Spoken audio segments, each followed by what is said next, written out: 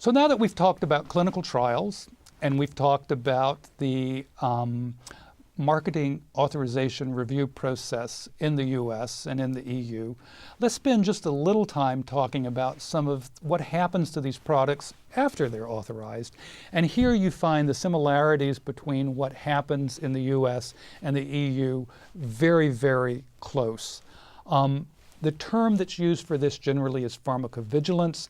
They are systems that are in place to try to see if there are new signals of safety concerns that happen once a product goes from being in a very controlled clinical trial setting into a much broader marketing within the general population.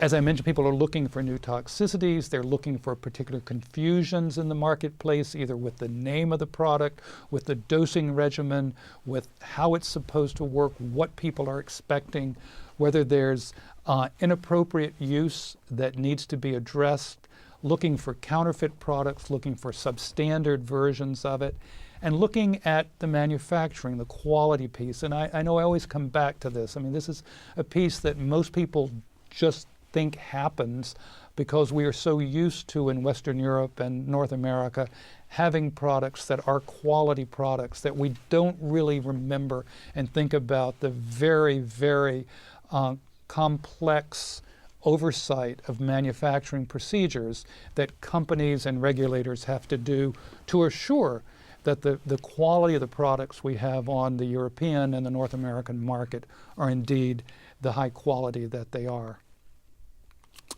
In response to these things, you'll see that FDA and EMA really kind of have responses that fall into three different areas.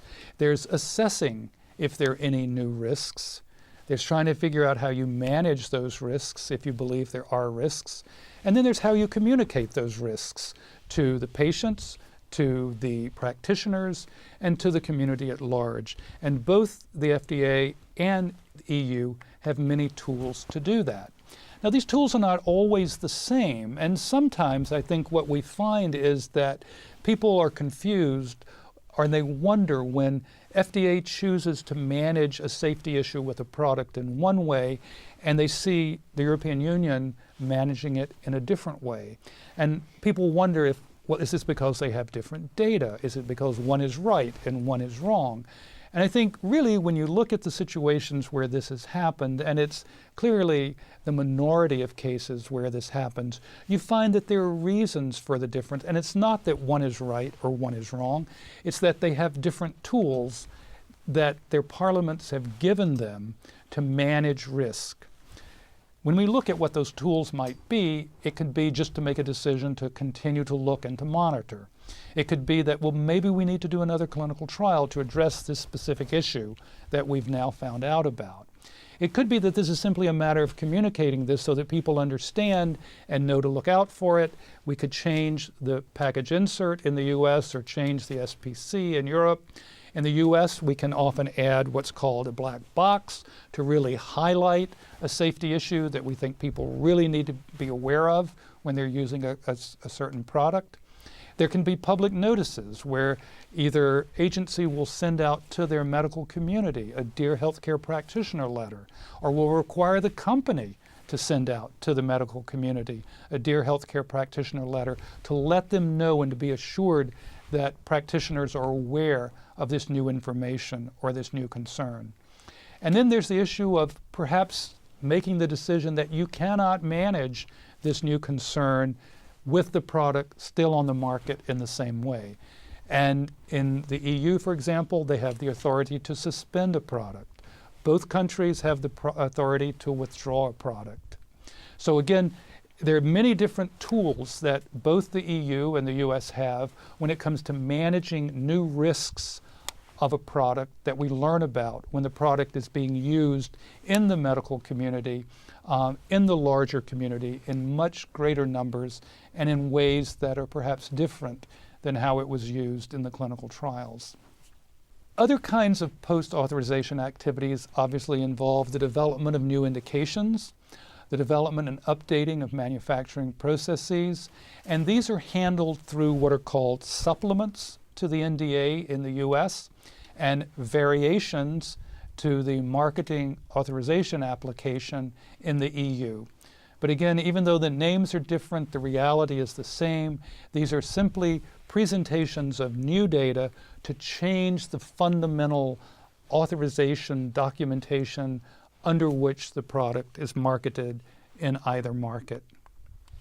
So in summary, when we think about the regulation of medical products in high-income countries, I hope after this more in-depth look at the US system and the EU system that you will see that they really have evolved as highly sophisticated, science-based systems that do provide their jurisdictions with independent oversight of the entire life cycle of medicines, from their first introduction into humans, through their authorization, through their use in the community at large. And I just want to make the point that even though in this particular module we focused on the United States and on the European Union, these kinds of systems that we've been talking about are quite analogous to the systems you would find in other high-income countries such as Australia, Canada, Japan, Switzerland, and many of the member states of the European Union at the national level.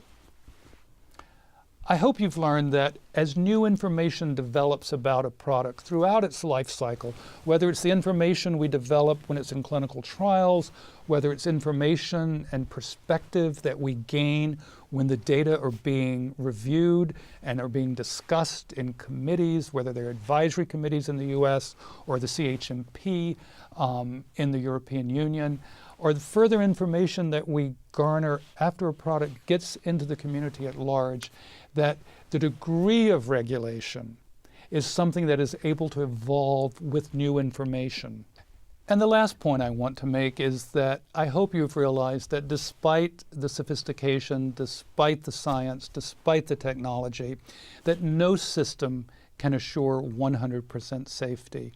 People are not clones of each other. People handle drugs differently.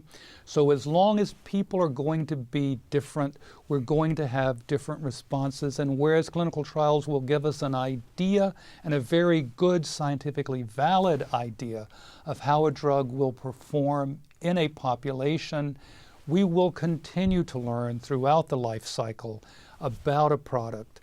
From a regulator's perspective, that new information, that ever-evolving information, has to be analyzed and synthesized into a decision of whether the new information is such that we continue to believe as a regulator that the product's benefit-risk profile is positive for the community at large for whom it is intended, and much more importantly, at a practitioner level and at a patient level, one has to decide, based on this new information, is this particular product's benefit-risk profile one that's right for me as a patient? Thank you.